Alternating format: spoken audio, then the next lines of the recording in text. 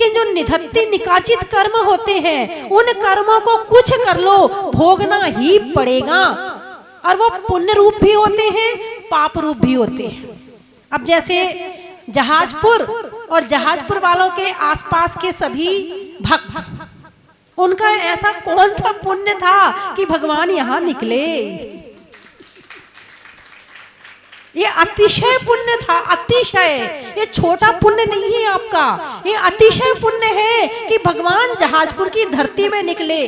दुनिया दूर दूर से आ रही है, बम्बई, कलकत्ता, दिल्ली, महाराष्ट्र, गुजरात, हिमाचल, तमिलनाडु, आंध्र प्रदेश, आसाम, गुवाहाटी, दीमापुर, नागालैंड, इंग्लैंड, अमेरिका, सब जगह से लोग आ रहे हैं।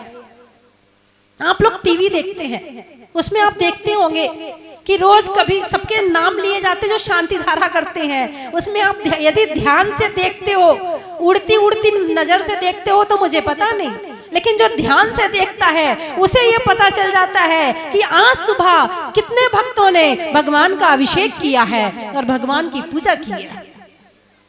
रोज इसी तरह से भक्त आके अभिषेक पूजा करते हैं। तो आपके महान पुण्य का उदय है जो आपके पास में भगवान निकले हैं, पड़ोस में भगवान निकले हैं। आप ये पुण्य तो है कि पड़ोस में भगवान निकले हैं, मगर इतना पुण्य और जागृत कर लें कि हम हर महीने हर सप्ताह आके उनके अभिषेक पूजा कर लें, इतना पुण्य और जागृत कर लें। प्रधानमंत्री से हाथ मिलाना सरल है, मगर प्रधानमंत्री से काम निकलवाना कठिन है। काम निकलवा लो, हाथ मिला पाओ ना मिला पाओ, कोई चीज हमारे पास है ये पुण्य है, मगर उस चीज का हम सदुपयोग करें ये महापुण्य है। मेरी बात आपकी समझ में आ गई? बोलो आ गई, जोर से बोलो आ गई, आ गई।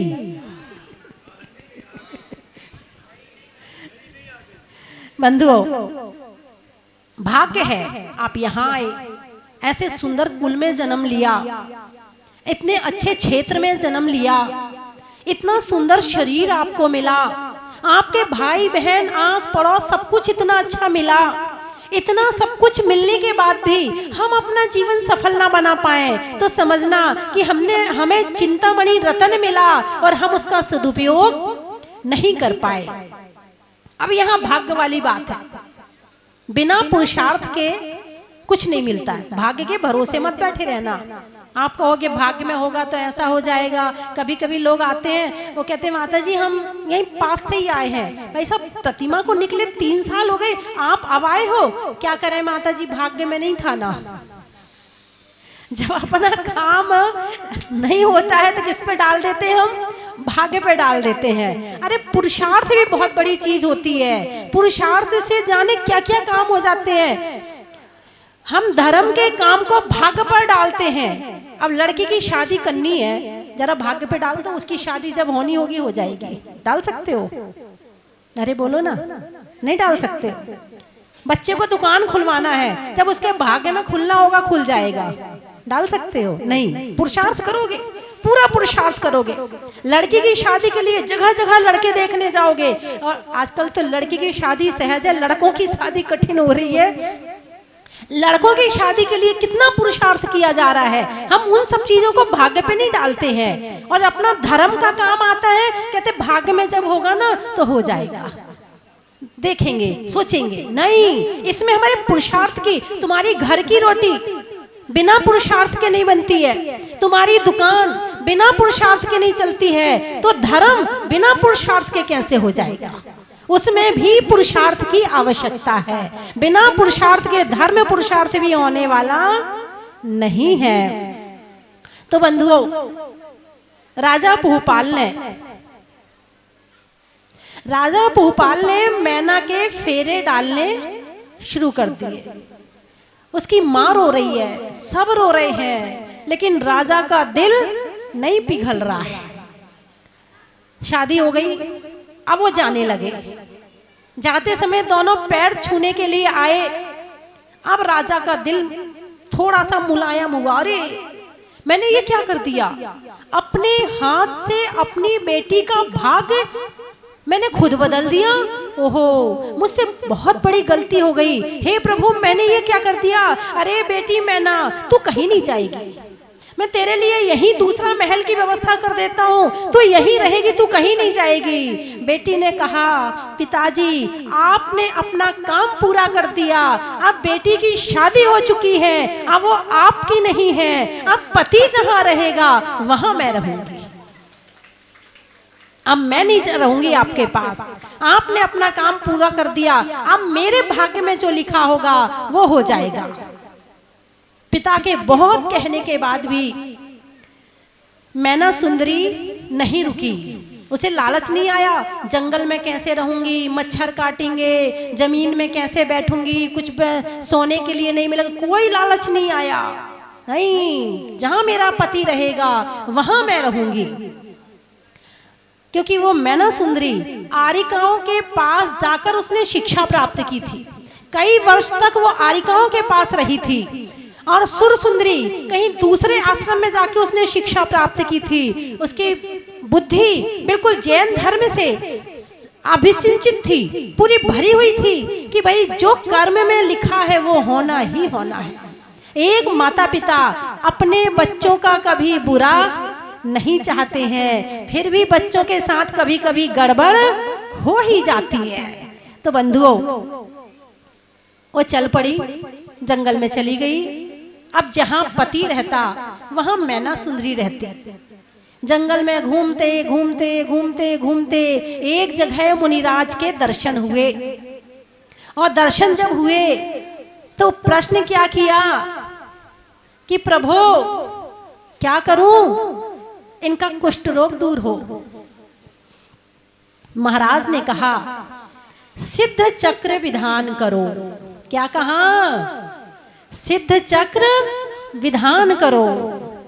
अब मैना ने ये नहीं कहा महाराज जंगल में कैसे व्यवस्था होगी, कहाँ से पंडित जी आएंगे, कहाँ से लोगों को इकट्ठा करूंगी, कहाँ से सामग्री लाऊंगी, कोई बहाना नहीं बनाया मैना ने। मैना ने ये नहीं कहा महाराज कोई अच्छा सा मंत्र दे दो उससे ही काम चल जाए, कोई गोली वोली दे दो ऐसी बता दो कि उसी को खा के काम चल जाए, कुछ नहीं। सुन साधु वचन हरसी मैना, नहीं झूठ होए मुनि के बैना।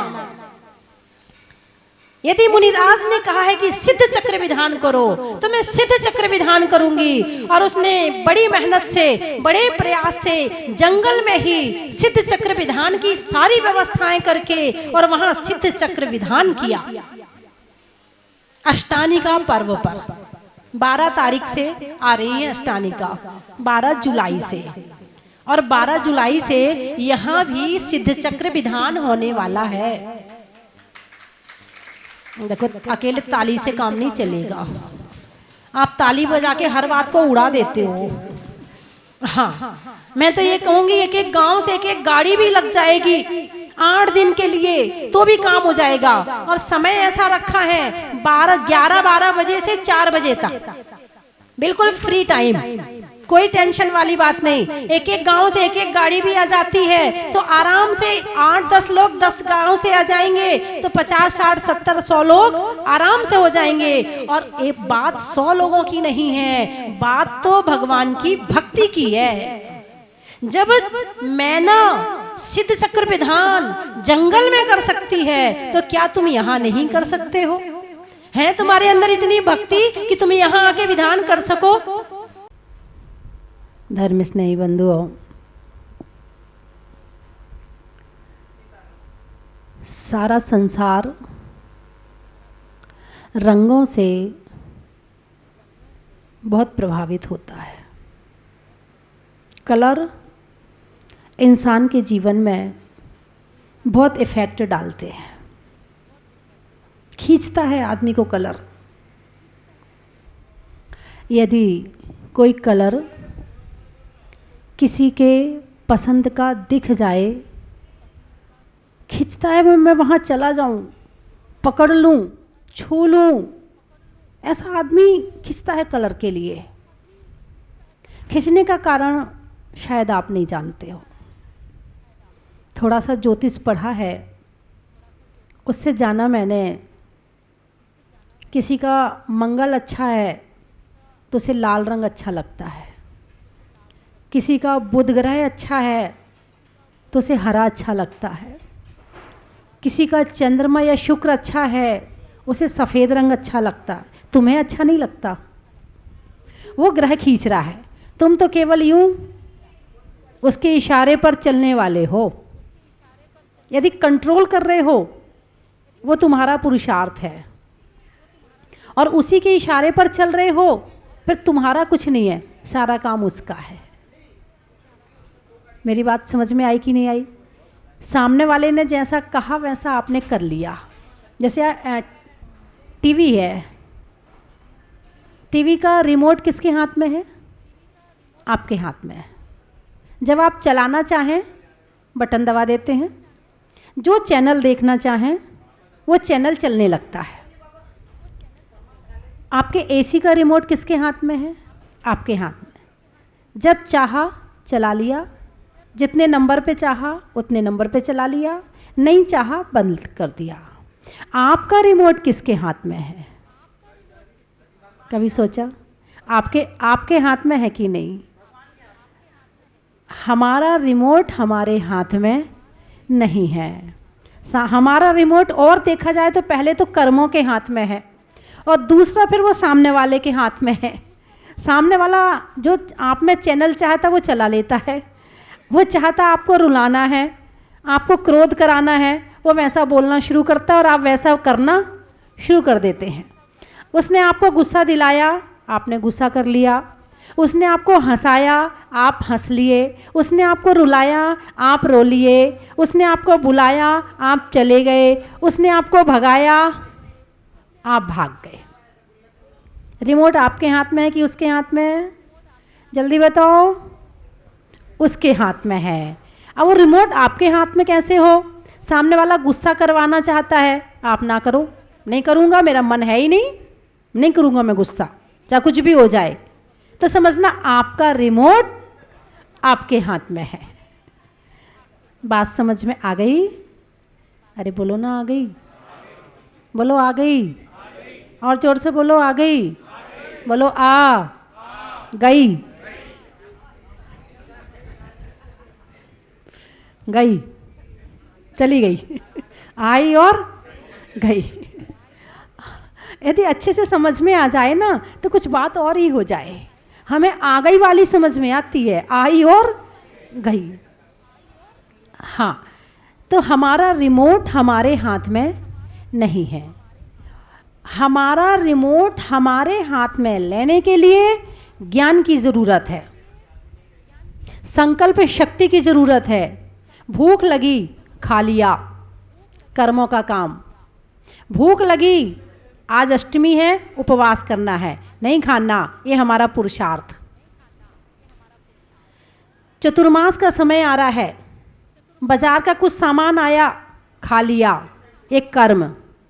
नहीं, चतुर्मास का समय चल रहा है, बाजार के खाने का त्याग है, ये हमारा पुरुषार्थ।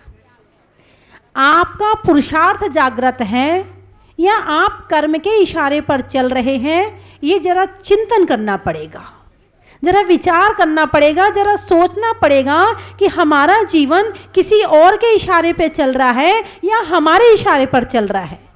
हमारे शरीर की इच्छाएं, हम उसकी शरीर की इच्छाओं की पूर्ति उसके इशारे पर कर रहे हैं या अपने हिसाब से करवा रहे हैं, ये सोचना पड़ेगा। शरीर है, मांगेगा, सुबह हुई है चाय मांगेगा, थोड़ी देर बाद नाश्ता मांगेगा, फिर खाना मांगेगा, फिर फल मांगेगा, फिर चाय कॉफ़ी मांगेगा, फिर जूस मांगेगा, फिर दूध ये दिन भर मांगता रहेगा। आपका बेटा है, आपसे पैसे मांगता है, आपको लगता है देना है तो ही देते हो, आपको लगता नहीं देना तो आप नहीं देते हो। ऐसा करते कि नहीं करते? ऐसे शरीर मांग रहा है, इसको भी बेटा मान लो। ये शरीर मांग रहा है, देना है कि नहीं देना है, नुकसान तो नहीं करेगा, खाना चाहिए कि नहीं खाना चाहिए, जरा सोच लो। हम सोचते ही नहीं है, और इसने मांगा और हमने दे दिया। ऐसा करते कि नहीं करते? तो जब तक हमारी संकल्प शक्ति मजबूत नहीं होगी तब तक हम शरीर और कर्मों के इशारे पर नाचते रहेंगे, और हमारी संकल्प शक्ति मजबूत हो जाए तो इसे अपने इशारे पर चलाएंगे। बढ़िया इंसान कौन सा? जो शरीर के इशारे पर नाचे वो, या शरीर को अपने हिसाब से चलाए वो? जो शरीर को अपने हिसाब से चलाए वो वास्तव में इंसान है। शरीर के हिसाब से तो जो पशु हैं वो भी चल रहे हैं, सो के उठते हैं और गली गली में पहुंच जाते हैं, कहाँ मिल रहा है खाने के लिए, और ढूंढ ढूंढ के खा लेते हैं। जब मन आता है सो जाता है, जब मन आता है खा लेते हैं, और ये भी नहीं पता कि क्या खाना और क्या नहीं खाना। जो गाय तुम्हारे कचरे के ढेर पर पॉलीथीन भी खा रही है, कागज भी खा रही है, उसे पता ही नहीं क्या खाना क्या नहीं खाना। लेकिन एक इंसान, उसे पता है कि मुझे क्या खाना है और क्या नहीं खाना है। और यदि उसे भी ना पता हो कि क्या खाना और क्या नहीं खाना है तो उसमें और उस पशु गाय में कोई अंतर नहीं होगा। अब ये चतुर्मास का समय आ गया, सबसे ज़्यादा कंट्रोल भोजन पे करो। इससे दो फायदे हैं, एक तो आप पापों से बचेंगे, दूसरा आपका अनुशासन आपके ऊपर लागू होगा। अभी आपका अनुशासन आपके ऊपर नहीं है, आप सबको अनुशासन में रखना चाहते हैं मगर आप खुद के अनुशासन में नहीं हैं। आपका मन आपके अनुशासन में है क्या? आप जो चाहें वो सोचते हो या जो अपने आप विचार चल रहे हैं वो होता है? बताइए, अरे बोलिए ना, कुछ दाल में काला हो रहा है? नहीं, अपने आप विचार चलते हैं। जो सोचना है वो सोचने लगो, ओहो कल्याण हो जाए। जिस दिन यही स्थिति आएगी कि जो मुझे सोचना है बस वो ही विचार में आएगा, उससे ज्यादा कुछ विचार में नहीं आएगा, कल्याण हो जाएगा। फिर तुम भगवान का ही नाम लोगे, किसी और को याद नहीं करोगे। अपने आप तो दुनिया भर के विचार मन में चलते ही रहते हैं।